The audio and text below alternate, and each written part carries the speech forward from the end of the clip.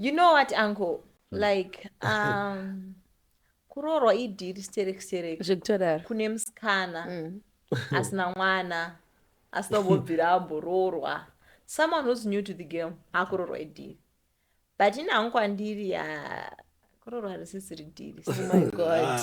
Oh my god. On a more serious note, yeah. Mukadzi anofunga zvemaikwa rights nemurume wake. Red flag. That's a That's a red flag. That's a red flag. That's a red flag. I agree. Pafoni saka pafoni kana baba wakati yawa ibatwe you know what? atopera. No, that's so wrong. Mukadzi wemunhu. Mukadzi wemunhu wanza makanaka Makanaka makachena. makachena. Unoona zatopindura. Wow. Handi ndo inonzi rudeness. Zvinoda kudzimai abozi. Kana kutukwa nevanhu Vanaguleza kumbana toziva isusu wangu ari rudu. Handika. Vanaguleza toziva wangu ari rudu isusu. Havana kumbodyiwa nemageto. Handisi kunyebera. Okay. Mageva akachimasa anoziva kuti like every girl's dream kuroorwa osettle down oita family. So nowadays kunyange pombi asina kana future yekuroora in the next 10 years. Anoba kuti anishandida kutokuroora ine. Asaiti azonyadze kuroora akachikusenga chizota. Right, wagwan salibonani ibizo lami ngo DJ Sparks. Welcome back again. It's another episode of Uncensored. Na ango said mumastitse social media. Inzwaika nyaya yacho naka. Vanhu vafana kukangana kuti chino chindo chivhitivhiti chisina side effects. Chivhitivhiti chiri healthy. Chivhitivhiti chiri healthy. Murise muri eZimbabwe. Sekuzova kwenyu kuti ndine hanzvadzi yamai venyu chigotwe mumba mana mai venyu. Right. Chibaba ichi. Right, so guys, munofana kungo subscribe kulike nekukomenta. Nozoti vanhu vazive kuti madii anoita macomments awo nemadii anoita malikes ndovakaita ndivhure channel ino. Saka munofana kumbotry kungo like one kusubscribe nekukomenta. Zvakakosha izvozvo. Sometimes zviri nani totituka pane kuregedza kukomenta. But muzona nhasi tine topic yakaipa yada timbodiscuss because nyaya dzanetsa mastreets ende totimboshare panapa. But nopedza this episode I'm sure mune mabatsirika ende ndine maguest manyama like always. Ndina co-host wangu Shandi ndepi panangu Ndiri body jemadi. Udaze Hapo. Bo. Yeah. Bo hanzvadzi yangu. Then tina Miss Prue. Yeah. How are you, DJ? How are you? Mwese? I'm alright, thanks. Bobo. Yeah. Mwese upenyu? Right, so good. Sure. Yeah. Para kusangana nemi panapa. I'm so happy to be here with you. Mama. Yeah. My son. Okay. Right, nyaya tinayo nhasi inyaya yakanaka asingaiti. Inyaya yema-red flags. Okay. Because pamwe pacho tirikungopinda muzvinhu zvikaizvo usingazivi kuti ndatoita aya ndio ma-red flag. Wotopedzisira watozorambwa. Saka isu hatizoziva manje kuti pamwe pacho tikurambirwe chiko. Ndozvatataura here. Chiko. Approach andashandisa. Kushata. Chiko. Saka nhasi tatombodiscuss ma-red flags. Okay. Amunotariswa sevasikana. Saka tatanga kwamuri vasikana kuti amunoti ma-red flags ndeapi pamuface. Kuti akatongoita kutozvati hayo no. Hapana. I think I can just start with this one. I was sort of in a relationship. Wasangana someone mukuragidza kuti mukuvibe, everything is going. But then ubva wabvunza kuti ko relationship iri kuenda kupi. Then munobva ngoti let's just go with the flow. Tozongoona pazvinoita. That's the dangerous, like the most dangerous red flag. Udotingo flow with like ausikutoziva pauri kuda iwewe, like when you can't decide for something anditika it shows kuti hakuna kwazviri kuenda. Sanoona madhetsi ekunoona natete, madhetsi ekunoona unguyarini. No, that's not what I mean. Let's say vanhu munotanga mune ka friendship handiti. Mune ka friendship kenyu mukuwirirana chichichi. Then wonyatsozobvunza kuti what are we? You know what? Ngatisasvipe pressure. You know what? Let's just go with the flow. Like tozongoona pasvichaenda tozongoere kana tatongonyura something like that. Hakuna zvinhu zvakadaro. Right, apa mune munenge musati makumhanya. Mune musati makumhanya. Mune ma-friends. Muchiri Not friends. No. Not a friend. That like makuvibe munhu akatokupropose and everything makabvuma nanti. But then udoyanzozva this relationship iri kuenda somewhere. Munobva kuti let's just go with the flow. Someone like men, I feel like varume vanyanzozva kuti uyu munhu akumuroora kana kuti uyu munhu ndiri serious naye kana kuti you know exactly. So when you can't decide, you know what, baby, of course, not going to zororana, kind of sarorana, but I'm actually serious with you. It shows good. Yeah. I don't know. ndekuti izvozvo zvatotikwadza serexivasikana nowadays every man that comes in your life anouya achida kurora varume vanozviziva kunze kuti we are so desperate hatidi kunyebera. Okay. magevha akachimasa anoziva kuti like every girl's dream kuroorwa osettle down oita family. So nowadays kunyange pombi asina kana future yekuroora in the next 10 years anoyomba kuzoti anisha ndida kutokuroora ini asaiti azonyadze kuroora akachikosenga chizoti apa taurai inenge yakuita sepersonary nyaya yacho. Yeah, but muri kuona kuti kudika inini mafungiro angu every man out there including me ndikawana the right person musikana chai number one ndinokwanisa kuzviona within a short period of a space of time yatapinda murelationship. Wait, usamhanya kudai no, exactly my point. Usamhanye ndikuuye papo. Saka alright fine. Okay.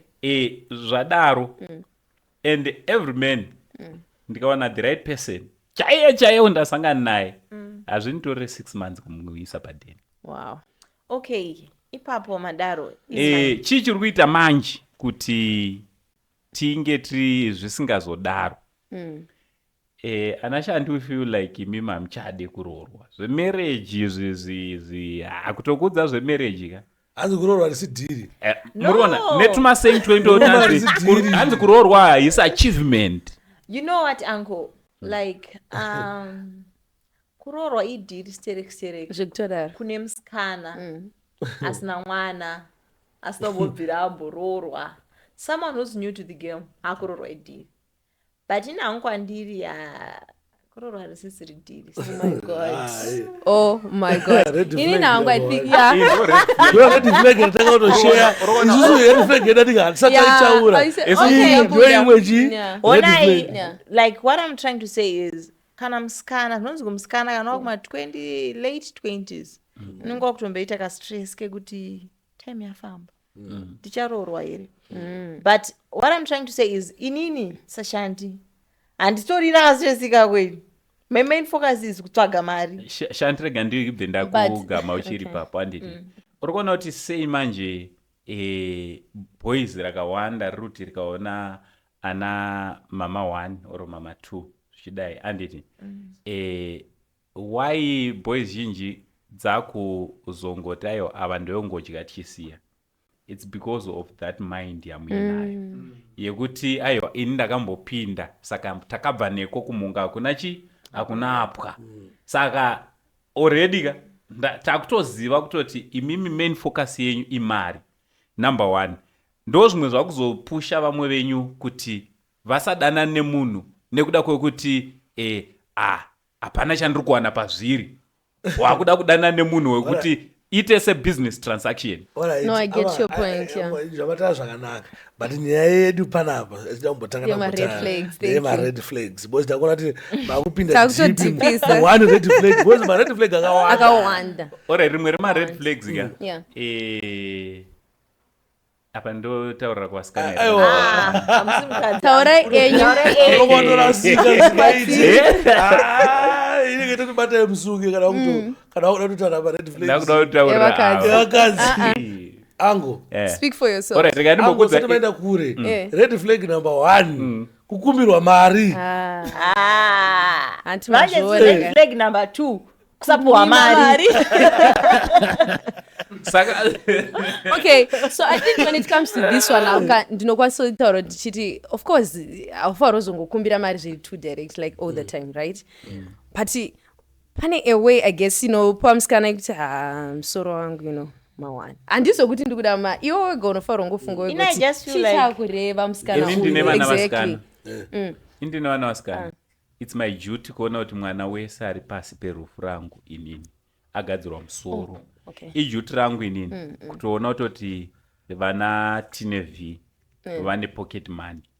Ijuti rangu inini izvezvi vasarwa ne2 years kuti vatore madrivers license ibasa rangu yes kuti first car yaanofanira kutanga kudrive ndeyangu saka izvi zvekuti izvi ana janeo wazonzi wada kugadziswa musoro nasomeone kana kuti wobva wada kuzviisa pabudget reumwe munhu No, not as such. listen ndo zvinozoita kuti vana vedu vasikana vaitiswe Okay.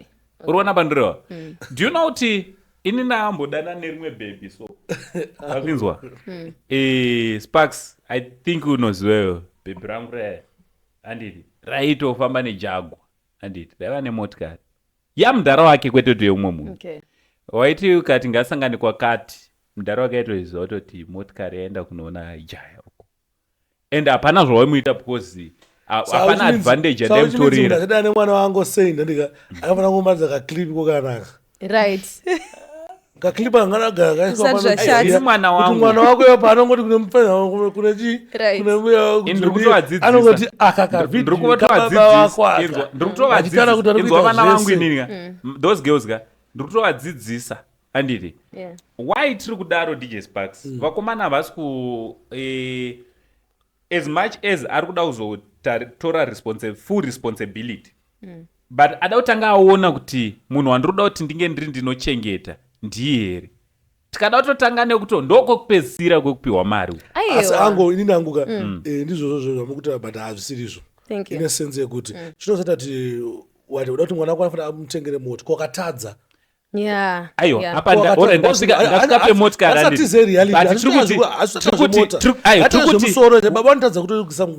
panokwanisa semubereki mukadzi wavo musoro Yeah. ukuona iwe kutana zvinofanira zvichiitwa According maybe to iri UK, kudubai yeah. kana kwakambogara kudubai ndokwakazviona here handiziye but tutoya zvinji paground my father Yeah. wabereki wanenge wakatoremerwa ndokuda kuudza kuti momuzi yangu inopedza but mwana hafanodana nemunhu kuti agadziriswe musoro kunitengerwa hembe Understand? No, uncle. sanonga Okay. vasingakwanisewo Inini Urikuona? Mubereki. panyaya Urikuwasei. dzemari idzi I think munhu kana achikuda haufanira kumukumbira mari. That's the Mari point. haikumbirwe, Haikumbirwe. So inangu ndanga ndichitowirirana neyo Ah, point. utotaure Kukumbira kuti mukomana ndikuda mari it's a red yechakati. flag. Hautaure but yo Unofanira same face No, ungozviona mukadzi kuti aufanira kukumbira mari babe zvinokudzikisira wako arikuita stereki. something. Sanofanira sei Saka ndopatachida iwe kapa. Oh, ini ndiri kudiwa wacho. Ndinopa kanonzika chi kaliwe kekuti ndikurakidza kuti pane need ndeapa. But Because ndisina kukudza directly kuti rega ndikudze ndikuda zvamofana kumusoro ngoita like emuri that. kungomhanya ikoko Yeah. simple way yekukumbira munhu mari Eh. kumuitira zvinhu zviri right Yeah. anditi Ko asiko vasinga inzwa kune vamwe vanhu vanoda kuti iwewe umugadzise musoro but iye murelationship macho ka ari kutokuratidza kuti asi kudanana newe ari kudanana neumwe munhu Okay. do you know that saka taagiri yakanemi kuti zvone red flag yekukumbira Kukumbira mari yeah. red flag Yeah, kukumbira. Yes. Yes, Kukumbira mari. kukumbira mari i-red flag. Iwe semunhu wemurume pane dzimwe ngaudzaona kuti musoro wemunhu wanga uswisa. Achaite. Use ukandiita your zvinhu zviri brain. right iwe kugadziswa musoro is the least wazvinzi I can do kune vanhu vanotokwidzana ndege vachitoenda Yeah. you understand iwe ukabata munhu zvakanaka do you know kuti rega ndimbokudzai panyaya yemari Yeah. do you know kuti every man out there is ready to give salary yake yese kumunhu anomurespecta Okay. autange inini ndozvekurespecta wandiora wandiora is a finished man Ende chimwe and ready chandakaona kupamuka musikana salary kwete chimwe chinhu chandakaona like varume inzwa ka pane musikana Sparks, pane zvinhu tu zvakasiyana Oh my God. pane vasikana pane mawife Okay. wife haonekwi kunzi ndiwife auya kumba kwako wife anoonekwa patinotosangana tichidanana bhaibheri ndozvanototaura kuti he who finds a wife hapanonzi he who finds a girl and make her a wife Okay. Okay. Wife anotongogara ari wife yarovesa vanhu mari Yeah. but ndikutokudza wife anotongogara ari wife ukaona bhebhi wauri kudanana naye kunze uku anditi ari kutongoratidza kuti ndiwo mastreets usafunga kuti uchamuchinja kumuita wife wakugara naye unogona muchinja kwe1 month achida kuti umubvisire.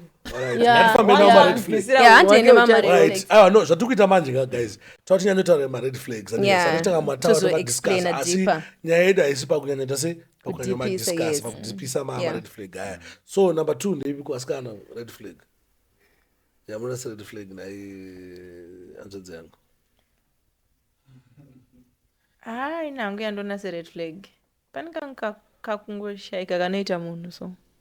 Yeah. varume munozviziva Ghosting. kekungoti foni inongweri kana yadzimwa foni no chinodzoka mande chiandacheka chakapindira ende chinodzoka chiri sweet. ina remember ndakamboende kumusikana sokuti Friday achabatike foni yake inenge yabaka achatobatike zva zvikubatika unozobatika Monday anodzoka achizwisisa but So we are agreeing with that's a red flag. It's a red Ghosting flag. aiti. Yeah, but tiri papo futi ka pane zvinhu pane umwe futi anoda kuswera achingotaura newe. You know that? Pane umwe munhu wekuti zvaanenge aungofunga ndezvekudanana chete. Anenge achingofunga kudanana.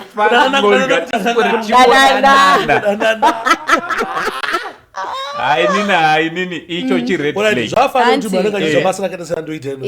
Paanondoda ndiri panapa anozoda ndatombobata foni. Saka handisida zvekupindura vanhu. Handisida zvefoni. Pane 30 messages.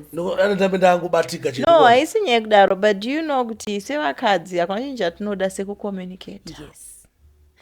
Baby ndakumboenda papodcast. Baby ndakumbopinda pameeting. Do you know kuti wakandiudza kuti wakuenda pameeting kunyange wakabva online na1 wodzoka na7 wandiudza online pandichiona kuti zvakamira sisi zvekudanana. That's why kuti machats anopinwa. Shandi todapinda online ini paya tisikuita zvekudanana pfungwa dzatasifunga zvekudanana tikumbofunga maybe zvekungota zvebasa randiri kuita kunoko kana kapinda apa nokona pinda apa notanga kutaura amwe kana advocate mane mukusvika nguvayo panoti kuti ndikusvika ndombotsvaga ndimbonzwa hangu nyaya dzekunzoni I miss you. But do you know kuti isusu kuvakadzi tinotoda attention kwamuri varume munoti kutsomwa but kwatiri attention toida singaite kweyo neshona inombonzi chiko zoiti chiko attention neshona muchiitaura neshona inangu andize but all I can say all I can say is vakadzi they are emotional beings. Exactly. So them being emotional pane chinonida kuramba chipampwa kuti asazongofungire anything asave an overthinker. So attention yako ndo inenge ichidiwa. Kuna vasikadzi kana vasikana wekuti muchitaura kwacho apa musikutombonzwanana mukutongodetsana wewe pepa wewe ungatuchandi bozi isati singadi inyasingadi kukumbirwa sandikumbire andika mune Maria ATM yacho yapera zvonishota. Also you don't sandishote pa WhatsApp sandifendere maproblems tinawo andikuona because kuna vasikana kuti nyaya dzamukutaura futi kunzi attention yacho kuda kuti andinetse haana zvakuti wati ndakuti I love you I miss you nyaya dzimwe dzadzei munhu atongofila bo aiwati pamukuti tirambe tichitaura takufanira kuti hane zvechiko communication atitaura twakungotaura chinova dzipi zinofanira kunge tichitaura atataura ndepekuti let's say wakunongoti point ndeyekuti ndofarongo kwete tindoda update pa every second search kanongoti you know what baby in case wazonditsvaga nditika ndakutanga podcast izveso ende maybe ndogonosheka kana kuti for 1 or 2 hours munhu anenge atobo anozoramba manje achizonetsa iye achiziya ndakusova nyaya panapa kune munhu anodanana neni in case ndikazoita busy ndoziya sei kuti don't go generic for someone waunoda you press saka ndataura ndaadresa nyaya wiki rese mwedzi wese ndataura nyaya. Saka I think you're okay nemusikana wako angasika communicate nayo from Friday. Were you okay with that? Ideology kwatakabva ndiye akakuguruma to that not to say that you're okay with that. Uona atina nyaya dzekutaura chokwadi chechecho. But it's actually quite saying, yo, do you know whenever like pandukutaura nemunhu wangu nyaya dzipere dzinopopa dzimutara nyaya dzei mupesa wako iwandika memutara nyaya dzei tibatsire vanhu aiwa sparks hatinaudza vanhu vari murokutaura nyaya dzakati nyaya dzipere do you know togodongotanga kuti ani zvasparks kana tumakuwa exactly do you know tumakuwa nesu yes nyaya upenenge imwe kuti uri kupi no Unani? uri kupi Tora taipedza selfie. wadya here wadya tora selfie Wakapfeka juice. wadya ikwewe wakapfeka juzi here wapfeka juice tora selfie wakabata dama rekuleft kadhiwa In vanhu case ungogara chokwadi nephone. necho chandakaona Okay, ndechekuti zvone okay. kana vanhu vachidanana hapambona nyaya dzekumbotaura No. imwe red flag. Ausati wapinda nemunhu ane okay, my honest machi, my sapiosexual, I don't remember the name, but sapiosexual exactly. mani kudzei Yeah. chinoitika nyaya dzacho dzakafanana Adzina? dzona dzakatarwa nezuro dzakata kufanana so dzokuti ngauri kupi Yo, wazotosei I'm manyenya deep vanhu vachise I think this person has munhu anoda kuengage. That's Chimwe too chete. much. He's not sweet. You're shallow. Let me Yeah. say you're shallow. I'm not sweet, I'm shallow. But mina- hande pani Angolo. Okay. Mabeba mune shamwari here. Hamuna here shamwari dzekutaura Yeah, nadzo no. masikati. Kuna shamwari. Guys, Hamuna hama here.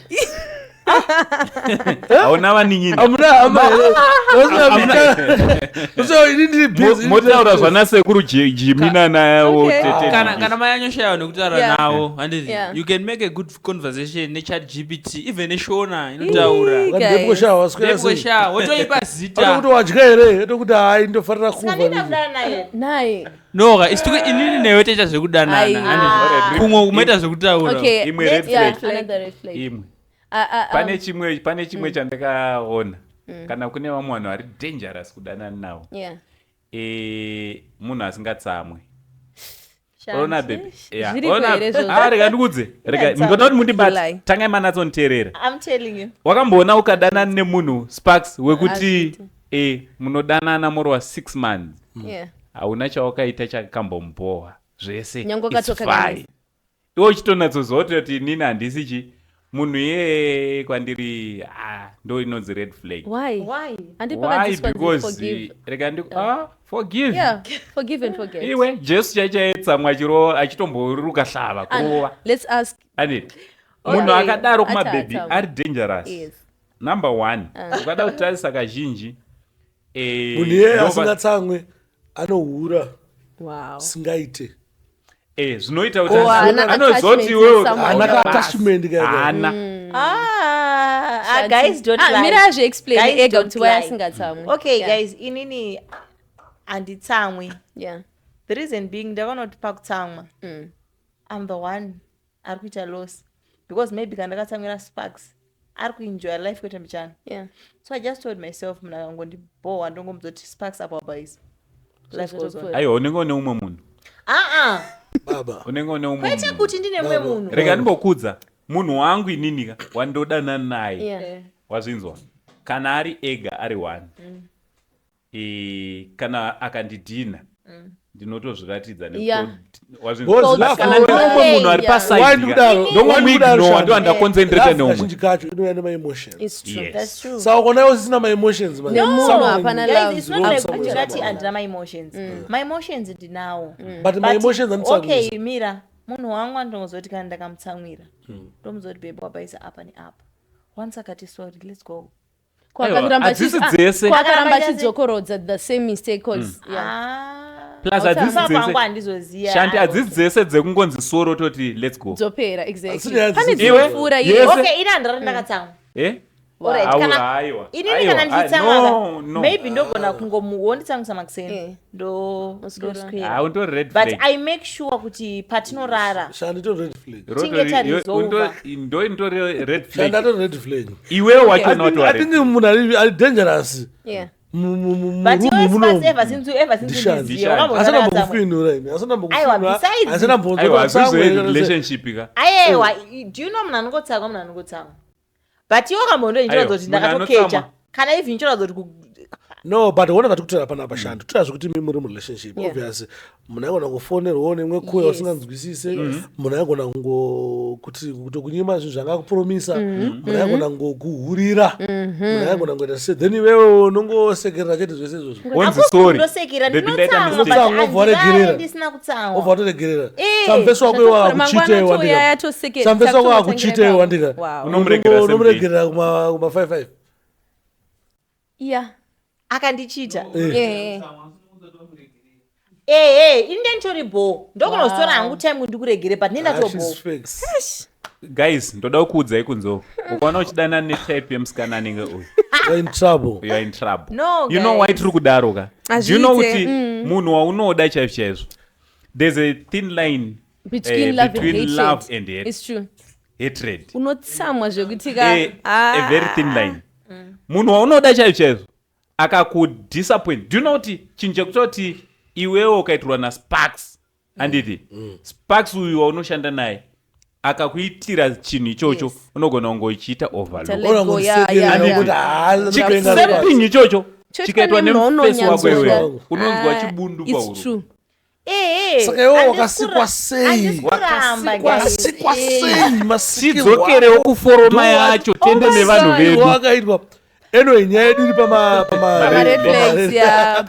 sitikubata topiki takaibata another red flag ndeyekuti iwewe wandika haundipe foni yako kana kuti unobata foni yangu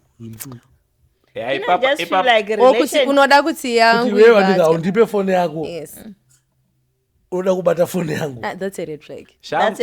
saka ndida kukudzidzisai audzisa geucha kuti izvezvizvi shoko ngaribatisiswe andika foni yako ndipe kunoku yangu foni usabate because wakabata foni yangu ired flag ukandinima foni yako ired flag pane triki apa watimirira sevaruma DJ Sparks is very toxic.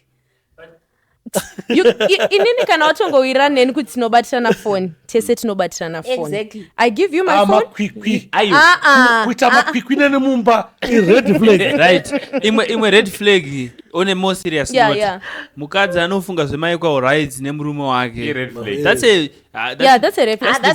That's a red flag. I agree. Saka pafoni kana baba wakati yawa ibatwe you know atopera no that's so wrong. Mone wakadzi ndaona foni yemunhu andibate foni yemunhu andibate utano hwangu hwakandikoshera koyako yangu andobata really aiwa yako handinei nayo unochema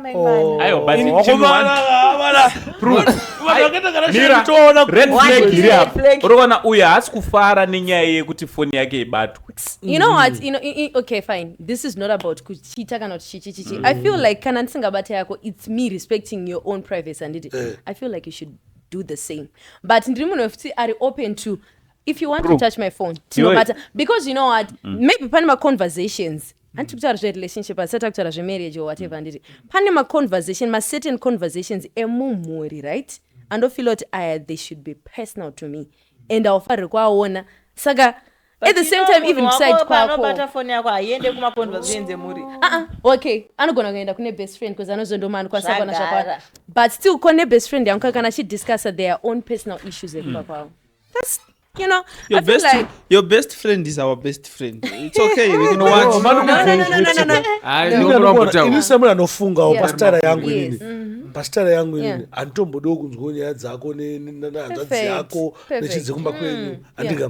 But dakukudza fair. Inini vanhu vanoda kuita zvinge zvema-equal rights, ma-feminist. Handizvide zvese zvedze red flag. Handida kuona zvekodzero dzavamadzimai. Stega ndakuona kodzero. Ziya kuti zvakaenzana tazvoita sei vakadzi vari kudzvanyirirwa waita sei no it's okay zvondishota it's okay I feel like inini hangu makazvimirira DJ Sparks panyaya yamataura I'll second you on that but still iwewe semunhu chiregedza iutreata munhu nekuti uruda kuti asazotaure zvema-human rights chingomutreata as a human being exactly ipapo tinowirirana remember kuti tinokudai vanhu veye okay but the way yacho plus madirwo achona totokudai hatinadzikudzvanyirai tokutorai tokuita ise kumwe kunoita sekudzvanyirirwa kumwe kunoita sekudzvanyirirwa kutodiwa because vakadzi imini reka ndikudze kuti anamai vedu sei vakachengetana nevadhara vedu kusvika vachiparadzaniswa nerufu inyaya yekuti vadhara veduka vane zvimwe zvinhu zvavaiita kuna anamai vedu zvichiita sekudzvinyirira but kuri kuvachengetedza kuti varambe vari mumamarriages eg mukadzi aigononzi uende kubasa unogara Number 2 kumba kunzi mukadzi gara kumusha. gara kumusha ndinouya ikoko muna December mai vakatichengeta tikakura tiri kumusha kusvika takura. Baba vari kuharare. Baba vari kuharare. Babavo vaizviziva pavaiuya. Mira ndibokudza vadhari vedu vaimwa doro vamwe vacho nanditi. Vaizviziva kuti kana ndakadzoka muna December ndikaenda kubhawa kunonwa doro kundari handingosvike pamba pakati peusiku nekuti anogona ane zvimwe zvaari ane vamwe vanhu vake aiti ari 1 kilometer aiimba kuti kana pane zviri kuitika So imimi okay. Kuti umwe kana boyfriend yako sanodi tiza ndozosvika Kuberekana mapindira. mazona mai saka nemo muri aiwa red flags because autoudze munhu kuti uri kuuya unongoerekana wangosvika pamba pemunhu. One way red flag Yeah. ngaida kuidzokorwa. Yemafeminist. No. Aiva feminist no direct. Okay. Munyima munhu mari chete. Yes.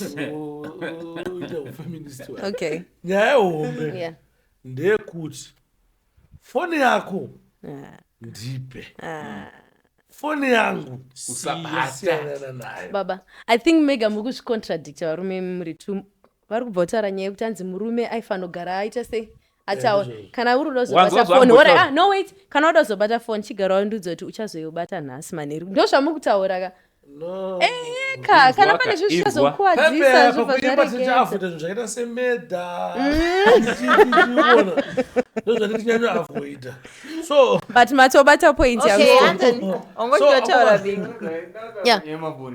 Yeah. ndatoona kuti mukadzi anoda kubata foni yemurume atori hure nokuti akuda kutokusiya adzokere kumba kwavo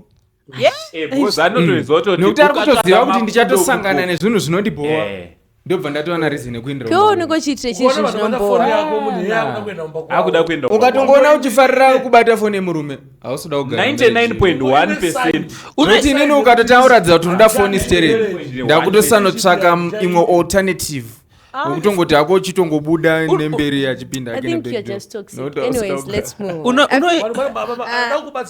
Muri toxic, yeah.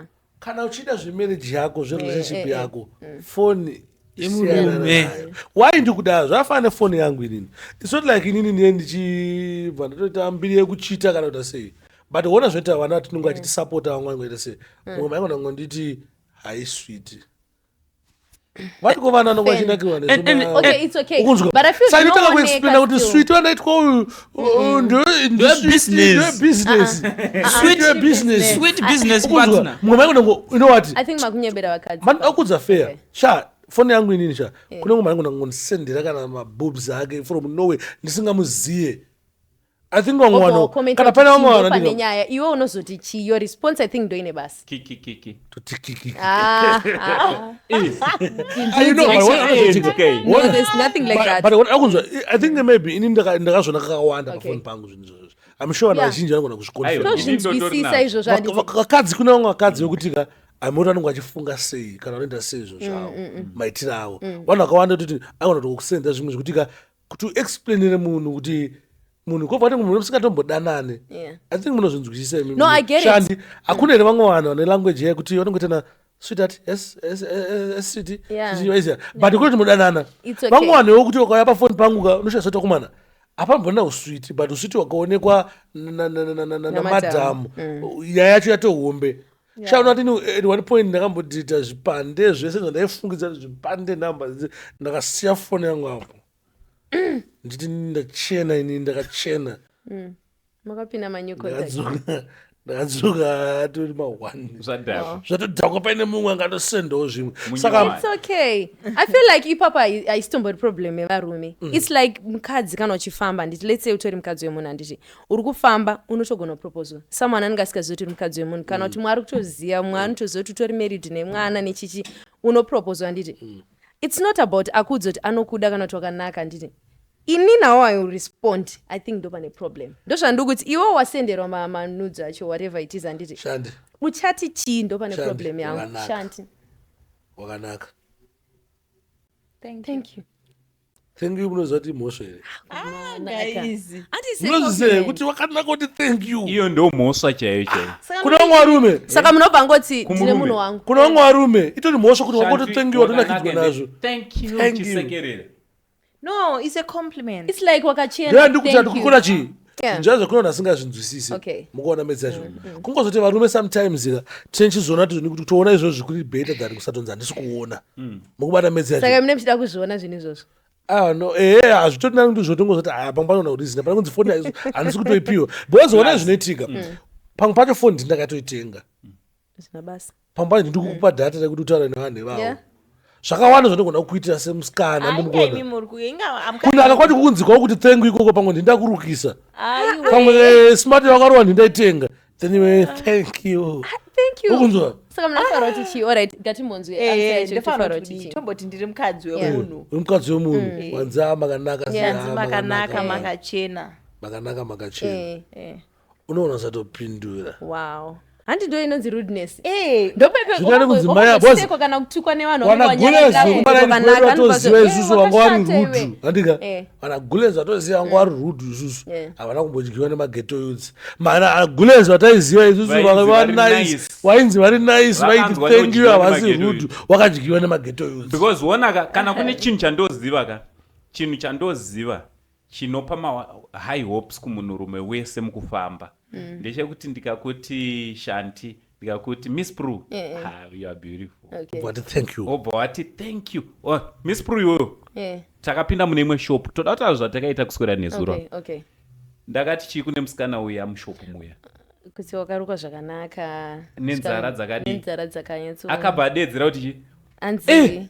munogone munhu wangu wandogara haana kana kumbozvitaura Anatombozvona iwo wakatotaura ukatoti ndomawanira motoita munhu I felt so. Yeah, but still you my point understand is saka tiri but kuti iye akazoenda an extent yekukudza kuti wangu hadaro you get akutokupa leeway imi muri ma-emotional beings but kuti ndika thank you is just you know anacho mumoyo But guys, what's wrong nekuti munhu thank you thank you akataura munhu thank you wacho thank you anoreva ane mameanings akawanda thank you andakupa apa sparks inoreva thank you thank you yeah, ndeyekwaza Conversation tiri inogona muroad kupfuurira ukati mberi. thank you takuti no kanga chipindura conversation yakuchitanga saka ndokunyararira watokati thank you Inini ini semurume. ndakatitenga ndikatoti guleza hazvo zviwa munorwa smart masi munomatenga kupwa Conversation yakutoni? pasheni paitaura paipatika ubanza ndoda tombobatisawo masini anosvikire paipa ubanza anosvika angu akatombosvika munofanira mbondiitirawo aiwa iya thank you sheni inodownload hamuzogone akazimimika hamuzogone kumunhu wese ari nice kwaurika hauzogone kumumisa so hamugone waiti shandi Chandaka- wadaro iwewe kuti hayo isemega ngwasha iye haina ndombogoni kuita chimwetibvete vangoidownload imwe konva yekuenda kai ona ikonva zvainoita handisi kuramba kuti izvozvo zvinoitika pese ikoko but thank you is a good Thank you is because enough. ndikanyararaka ndopaipa mune thank you matsansi anokuita, vakadzi for example- tinoganza tiudzwe zvakanaka because ndikamuudza wangu rega achandiganzira ndikudze uri mukadzi kunzwa here kunzwa Yeah. kanaka iwo ndorozviudzwa ini its healthy very but ini healthy wakanaka ina ndide ichibva kuna vanhu vakawanda wanda wakanaka wakachena haifaniri kubva kuna vanhu hobo Shanti. What do you mean? ufanira bva una sparks ndonosta no wamita What do you mean kuti haifanira kubva kwanhobo what do you mean like pane imwe wakanaka yaunoti wakanaka iyi ine chat jetero mashure ndopaipa ine unobvogara conversation mashure there are boundaries you put boundaries kana muna kuendera mberi boundary Miss inini Prue. personally Ndekutongoramba wakanaka iyi kunzi wakanaka ndoifarira wacho. do you know wakanaka yasparks newakanaka yemunhu wako dzakasiyana yeah yeah dzakasiyana yangu iri cold ingori dry iri dry ndifuva yeah yeah yemunhu wangu ine kadhati inosiyana ndinonofamba road yese ndichinyenwira chiti ndadzi exactly derese nyambakazodzwa nemwe munhu but you know ndakaudzwa nemawindi kuti wakanaka I'll be like maybe this guy ari kundida iwakanaka yekuti arikuda kuzonditsotsa but wakanaka yemunhu wangu it is different yeah wakanaka sewakasikafunga wakanaka yemahwindi ko yemunhu anenge ari muzimota rake rakanaka ari handsome type yako chaichaiyo pakuti wakanaka akanyatsogerwa ndebvu madira unodziita chaiwo wabva waudzwa kana sparks anozwa masikireti. Okay. Wazvona? Okay, red flag. I have a red flag here. So kuitira kuti musapinde miedzo iwowo chero wakanaka uri kutoda kutoudzwa unzi wakanaka handi atozvitaura kuti wakanaka ende wakutozviziva thank you aina basa muignore chidarika uchienda. Okay, tadzidza. It's okay. Ini hangu my next red flag handidi murume anotaurisa. Handidi murume anomhoresana neraini rese unge anorapa jeko. Munhu wemurume be reserved. Do you know kune vamwe vanhu muraini vekuti sekundi vakutoshaya utaura kudzwa simba ipopaise ekundi microphone ipopaise ekundi microphone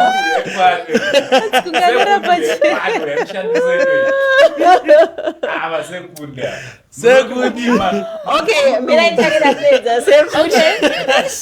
Okay, munhu wemurume ngave reserved. Munhu wemurume, do you know mulaini munonge baba unonzi babe vapo vakavati mamuka sei vanokudaira mamuka sei yako voenda. I feel like murume ari reserved ane kana achizosvitsa shoko achizonyenga vamwe vakadzi zvinenge is hard than murume anomhoresana neraini rese. No, kwandiri murume anotaurisa murume asiri reserved ired flag hombe. Zvinenge chigei kuti munhu wemurume anomhoresana nevarakadzi. Saka ndofanira kupota ndichiita ukama kana lauda uzogotema. Zvinenge chigei munhu wemurume anomhoresana nemukadzi wemulaini rese. Do you know kuti anta 30 minutes kuti abude mulaini re5 hours mamuka sei vari sei vana. Do you know handiti mamuka sei ball usabvunze vana vangu ndivako here. Be a man. Do you know varume vane what's this word vane kamwe kadhat kanofanira kugara mavari seigo yenyu varume. Stay with that. Kana akaita sezvakaita Uncle Saint kana DJ Sparks kuti pese paanenge achifamba anenge achikonza ndoshandirikuramba. Saka iwe uri kuti sakateta seva akuti mabhebi kutongozikanwa. Do you know there's a difference between kumhoresa fan nekumhoresa line. Munhu anokuziva newaunozivana naye. Ndati wakambonere every line rine murume one ari reserved. Ari reserved. Kuti babe vapo vangati mamukasiyana kuti tamuka mamuka woenda. Koita kuti one anobvunzwa makuhwa nevakadzi. Yes. That's true though. I know. Yeah. Munhu wemurume usapinzwa maconversations evakadzi zvinokudzikisira. So kwandiri iyoyo ndinoiconsider iri red flag hombe nyangwe ndakuda sei inonditena off. But zvakaita sezvizvi izvi hapana kugarisana ndichofamba neyo kana mutaundi. Do you know even ndichifamba neyo mutaundi even wasana nemunhu unoziva naye ndeipuri sei koudozomira 5 minutes naye kuti zvidiko. Shamari. That's too deep. I like that. I don't know. Okay, I think. Kana ndita basa utengesa mafuta kutengesera wakati. This is what I red flag. You have to do the red flag. Okay. Auza ndasika nyanyiri pakati. Red flag kwaskara. Mu relationship. Auza. Auza rika ndasa nafunga nezvazvo stiri. Mwana mwazofunga taura ndiyofunga. Ini hanguka. Inini mukadzi mumwe ndisingadi zvangu. Mukadzi ane ma-friends kana shamwari musikana ane ma-friends akawanda. Yeah. Shamwari a little circle. Yeah. Manje vamwe wacho manje anenge achiti anenge achitoziva nemunhu anoziva maceleb akawanda. Wow. Apa vasakutaura isu seri chanti like unongochishanda navanhu vakasiyana siyana. Nasi ndauya ndataura nemi naUncle Saint mangwana ndina ningi macelebrities itongori red flag uzivana naye imodel. Red flag. You have to explain further because now Mark to attack someone else but are legit. Achiita zvinhu but isusu tikutara patiri aiwa akusi kuatraka munhu kuti handidi munhu anodai so akusi kuatraka munhu ane vake vanomuda. Okay, imimi muri kuti mamodels aita sei? Mamodels anoita. We want the reason, yeah. Mamodels anoita man. Ndiri model saka ndikubvunza. Taurai. Mamodel anodaidzwa. Mamodel anongonzi kuenda kuVic Falls tudaka mamodels. Unotorwa vari 5 kana vari 10. Mamodels akasiyana siyana. Ndoshanaida kune makomenti. Isusu hatizozive tongoti model. Isusu hatizozive tongoti model. Isusu tongoti model. Totongoti munhu sanongonzi model. Ipapo panozoti mamodels ari pakasiyana. Mavixen model emavideos. Pane red flag manje vatori wese man. guys. Alright, so what are Asorwisa chikafu patebo. Iaso rako but still izvozvo itori red flag. But ansananzwa pane red flag part. yo haso is Wona zvetika. Tirimo muzvinhu izvi.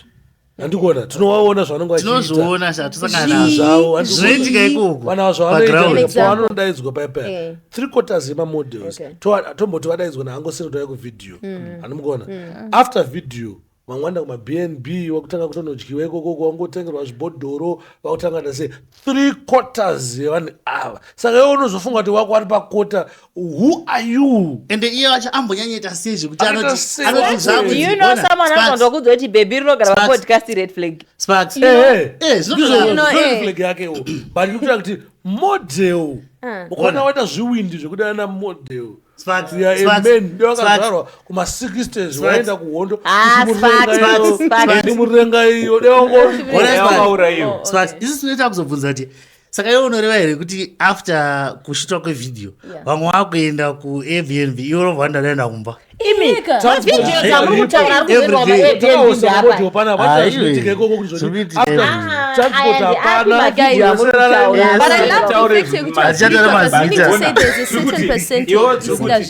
kuti imi munogara kuno kuHarare maenda kunoshuta kuvhumba kana kuti maenda tanoshutira kunyanga kunyanga obva wati tapedza kushuta kuma-66 ndaenda kuinda africa ndaunobata inda africa ndinevadheri. That's so wrong. I think unofanira kutanga kuti watasa the production yekushanda nayo because kana vanhu vasingakwanisi kuti musade kunyebera vanhu like mazimdanzo artist kune mamwe ari very professional atizotaure hedu nemazita but hatisi kuti artist ndiane problem. Remember pane crew iyo sha kana ari artist asikura kuti ungoita naartist ari one pane crew pana namanager pane mageto youth anenge aripo plus keyword panozotaura nashandi artist unozeroti akapedza kushuta pepe andopinda mumotikari akatorwa pasi mosiwa neboys hatombosiwe gaizi totongopuwa mari dzemauyu totoenda kuvhumba aiwa orit nangu zvekuvhumba handizozviziva inombetamara but still indiri kuti nyange zvikanzi kuvhumba handisa inini pandinenge ndaenda ikoko ndenda kutoziva kuti ndicharara pai kana kuri kunzi ndenda kutasara distance ashandi anotraya kudifenda vamwe vanhu gaizi ndotobatikana imwe red flag inzwa yakati dzamembi chanadi ukaona uchidana nemusikana anditi ane maparents both parents they are there anditi but anonyanyotaura zvamai vake kudarika baba vake haana musi waanombotaura zvoti they did this red flag munhu iyeye ari dangerous kana baba wacho iri mbogo regani mbokudza DJ Spark regani mbokudza DJ Spark unoziva here kuti iwe uritori mboko izvi yababa hakuna baba anombozoita uzvizive izvo ana baba tese tine titori mboko baba yese anenge ari mboko in the eyes of namai pane katimu wakazono baba kusaplaya vafana vana wako iwewe wakasawapawo chikafu unongori mboko chikafu unenge uchitovapa kazvese but izvezvika madam vanenge vaine vana vari vadheni iwe unosvika kumba kana na9 kana na10 kana 11 every day not because hausvika wachengeta but uri kushanda handiti kuti vakwanise kuwana chikafu saka at the end of the day relationship yako iwewe nevana inenge itori pazasi kudarika yamomsi saka kuvana unonge utori mboko No, not as such. And I feel like pamunetsana Vana hotspot wavo side vana vanosvikona especially vana vechisikana unotozoona utoti ndochokwadi ngatipana nemukana Nai. hainotitomwisa mani 49 ngatipana nemukana I feel like putting another red flag. Ingati tanyaso explain. Another red flag munhu asingati sorry. Then adiregedza kuti sorry anotena nyaya. Iwewe ndiwe victim handiti. Nyaya inomanipulate kwa. ndozinofanira murume manje no iyo yataurwa ndokutoti baba unofanira kutoshonyorora nyaya idzoke kwauri aiwa yataurwa iyi kai ndo super power yevakadzi. Mukadzi akatadza anonyatsogona kuitera zvekuti unozotanga iwe ndwaoverreactezvawaita ndo super power yevakadzi anotaita mhosva otanga kunyima bonde otozoti sorry apa nyaya dzacho dzine dziri kubatanzwa dziri mumarriage nevada kupinda mumarriage hai kuvanhu vasiri mumarriage hatasire kuita bonde red flag unoninyima bonde tichirudanapamarriage chero papi munhu afanira kutorambirwa nyayo munhu afanira kutoirambirwa nyayavakomana musadaro zokwadi aiwa anofanira kuramba aiwa kana muri mukadzi nemurume panonyima bonde nyange munhu akatsamwa uko hakuna kutsamwa whatever the case ati kana muchiri mukoma nemusikana hauna kodzero yekudhimanda kwete kumanikidza hatisi kumanikidza hatisi kudhimanda tara kuti ndipe ndipe yachona iyoyo handisi kuda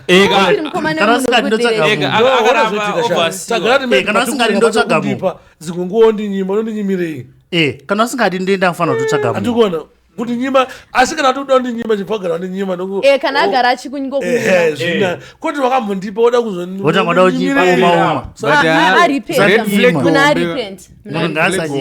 shando wakudhipisa kufunga usanyanyofunga ndenda kuchengetedza ndanyararo ndamona shandakared gombe panyaya mosikana wekuti haasi virgin asi ari kukunyima I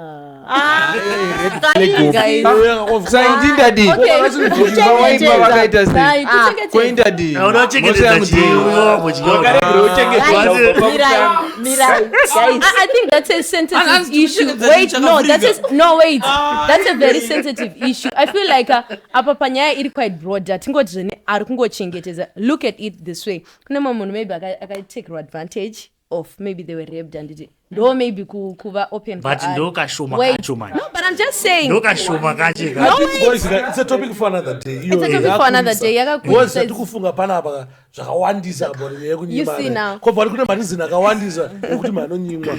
Andika. Yeah. Bozi kunyimwa kwachafuta akusi kuma baby chete vamwe pesa anonyimwa futi. I topic yakati kure. Topic yakati kure andika. Yeah. But varuma wa.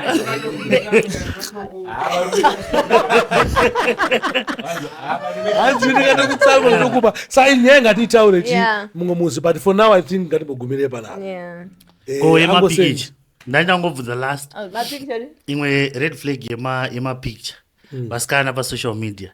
Pane mapicture maitiro anoitwa ekuti unobva ungaona kuti iyi tongori red flag. Mapicha angu ako iwe aunoposta. Ukaona musikana anoposta aka pane mufundisi wandakaona musunoyo. Aiti vana mazona vachagona kutorwa mapictures vakatarisa kamera. Vakutendeukira kamera. Okay. But still kana munhu ari munhu ari right haaposte mapicture akatendeukira kamera.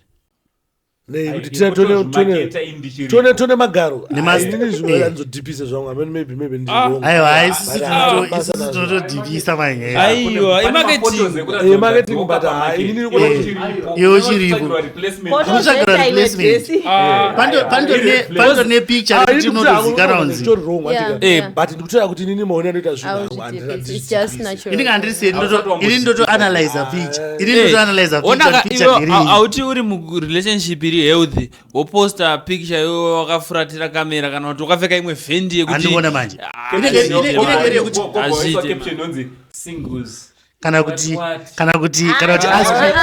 ask me anything munoona nenyaya ask me anything nyaya ndaona kuti yakadarikira DJ Sparks noti hatina vananga ngati team madam vachitaura vakadai vakaifuratira vakadai obva nyati asini